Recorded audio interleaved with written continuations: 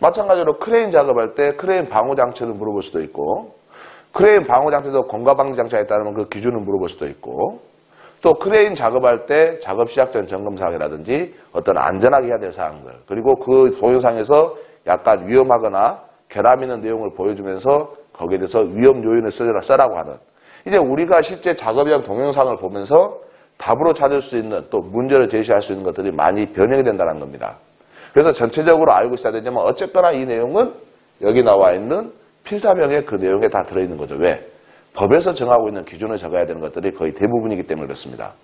그러면은 여기서 이제 공부할 수 있는 방향이 핵심이 있습니다. 필답형에는 나오지만 작업형에는 나오기 어려운 문제가 있을 수가 있어요. 예를 들어서 어떤 문제냐면은 산업안전보건위원회 3부이라고 할게요. 산업안전보건위를 구성해야 되는 인원을 쓰시오. 즉 사용자 측인 사측과 근로자 측인 노측, 근로자 측, 여기에 구성인을 쓴다면 이것은 필답형만 거의 나가고 실제 이것은 작업형에는 나오기가 어렵습니다. 그 이유가 뭐냐? 영상에 산업안전보건위원회 회의를 하는 영상은 그렇게 만들기가 애매하죠. 물론 만들 수는 있지만 그것보다 더 좋은 실제 근로자들이 작업했을 때 위험에 처할 수 있는 그런 모습들은 이런 지게차나 크레인이나 이런 모습들이 위주로 시험에 많이 나올 수가 있는 거지, 또는 둥근톱을 사용하는 거라든지 아니면 드릴을 사용한 거라든지 아니면 고소작업을 한 거라든지 그런 작업 형태의 모습을 보이는 거지 관리적인 측면에서 이렇게 회의를 하는 것들은 나오기 어렵죠. 더불어 교육 같은 경우도 그래요. 교육하는 동영상을 만드는 것 지금까지 한 번도 없었습니다.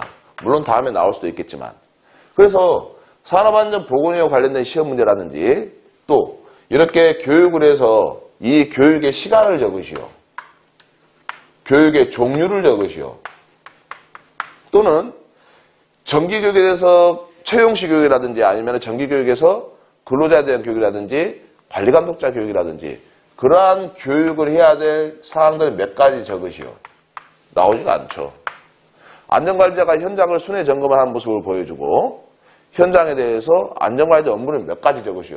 안전관리자가 순회 점검하는 건지 주변에 그냥 걸어다니는 건지 영상으로 만들기가 애매하죠. 그래서 이런 것들은 주로 법에서 관련돼서 해야 될 어떤 행동적인 게 아니라 실제 법에서 정하고 있는 규정에 대해서 우리가 서류적으로 가는 것들 있잖아요. 그런 것들은 거의 필답형에 나온다는 겁니다. 그래서 실제 필답에 이런 유저로 공부를 하지만 작업형에도 나와서 중복이 되는 내용들이 있죠. 글씨로 출제되어서 글씨로 답을 적는 필답형이 있지만 동영상으로 출제되어서 글씨로 적어야 되는 것들 같은 경우는 분명히 행동적인 것들이 있어요. 그런 행동적인 것들을 미리서 필답을 공부할 때 같이 공부를 해주셔야 된다는 겁니다. 왜? 어차피 작업형에서 동영상으로 제시하고 글씨를 쓰는 거니까. 그렇다면 여기서 이제 우리는 시험 문제가 과연 어떤 식으로 몇 점의 어떤 배점의 문항이 좀 종류별로 나갈까, 그것도 한번 고민을 해봐야 되겠죠. 그래서 필답을 본다라면은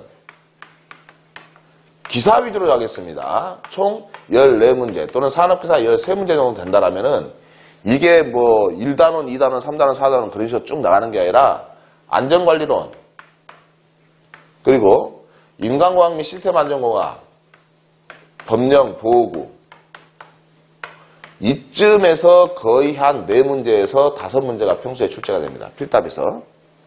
그리고 기계, 전기, 화공, 건설.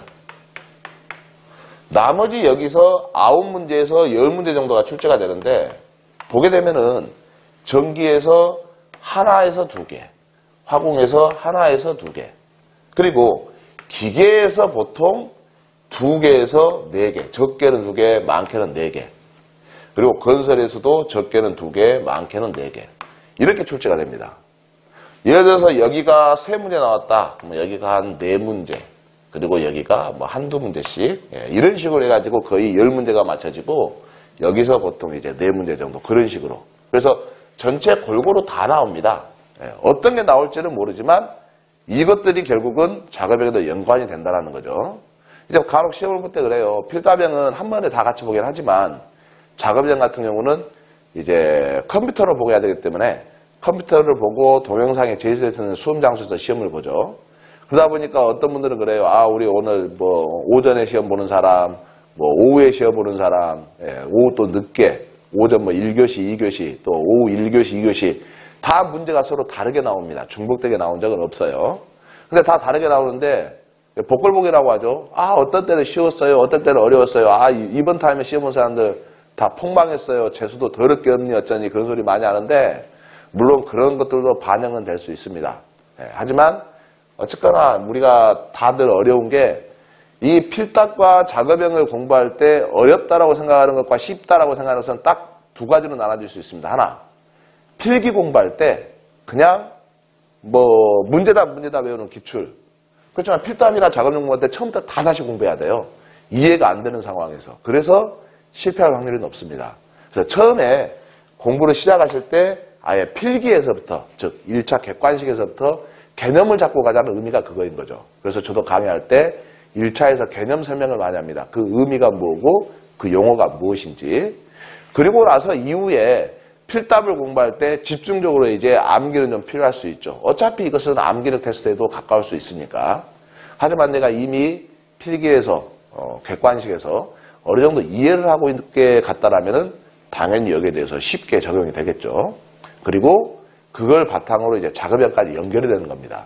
그래서 지금 여러분들이 오리엔테이션을 듣고 나서 그 이후에 1단원부터 이제 안전관리 조직부터 시작하는 거 듣는다라면은 아, 이것은 뭐 이거 더 언제 다 하고 작업형 공부하지? 그런 생각하지 마시고 작업형과 같이 동일하게 똑같은 공부 내용이라고 보시면 됩니다. 시험에 방향이 뭐 별도의 단원이 있는 게 아니라 해당되는 내용에 있어서 뭐 우리가 눈으로 보고 영상을 봐서 답을 쓰느냐, 글씨로 적어놓은 시험 문제를 받아서 답을 쓰느냐 그 차이일 뿐입니다.